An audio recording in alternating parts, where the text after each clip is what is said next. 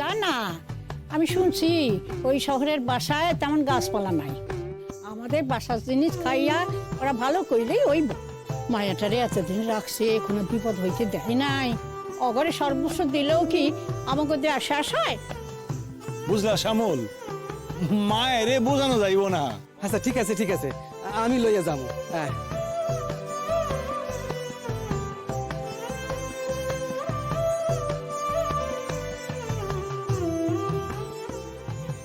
আমি তো কইলাম দিদিরে লইয়া ফিরে আসুম যত তাড়াতাড়ি সম্ভব।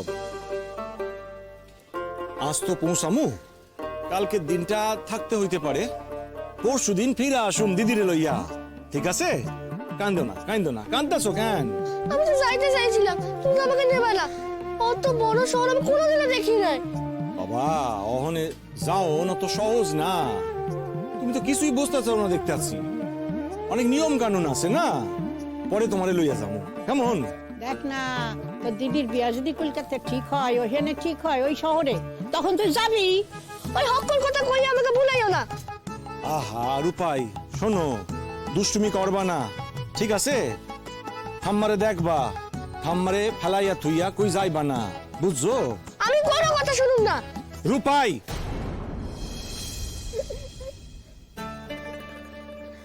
আচ্ছা আচ্ছা আচ্ছা ঠিক আছে ঠিক আছে, আমি ওই শহর থেকে তোমার লগে কিছু জিনিস আনুম। আমার কিছুই লাগবো না। কিছুই লাগবো না? এত রাগ করছো তুমি? আচ্ছা কিছু লাগবে কিনা দেখি, আমি তো লইয়াই আসুম, তুমি কি করবা এটা তুমি জানো। আর তুমি যদি না লও তাইলে তোমার ওই কি একটা পরাণের বন্ধু আছে না, কি নাম জানি মা? হ হ ওই বাবুল বাবুল। হ্যাঁ বাবুল রে দিয়া দিমু।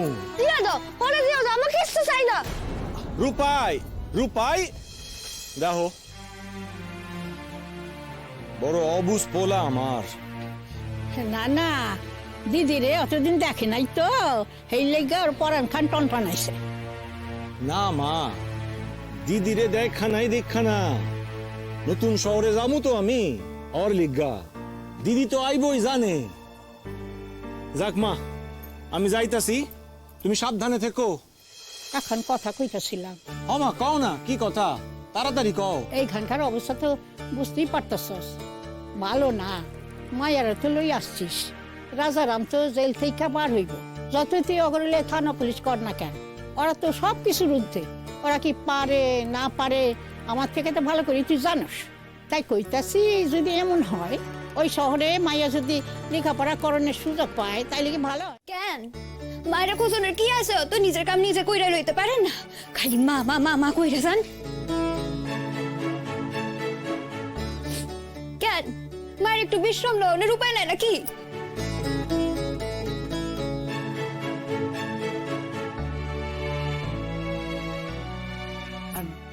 হ্যাঁ রোদ বল, কি লাগবে তোর? মা ওই ভাবছিলাম একটু চা খাবো, সেই জন্যই আর কি। ও আচ্ছা দাঁড়া, ময়না তুই তো চা করতে পারিস, এক কাপ চা করে আনতে পারবি মা? করতে পারুম, কিন্তু করুন না।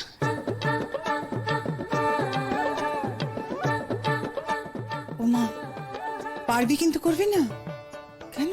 উনি একবার কন যে ওনার চাই মিষ্টি লাগবো, আবার তারপর কইবেন যে ওনার চাই মিষ্টি লাগবো না, তারপর উনি কইবেন যে জিভ পুইরা গেছে, ওনার কোনো কামই আমি করতে পারুম না, অন্য কার হইলে আমি কিন্তু কইরা দিতাম।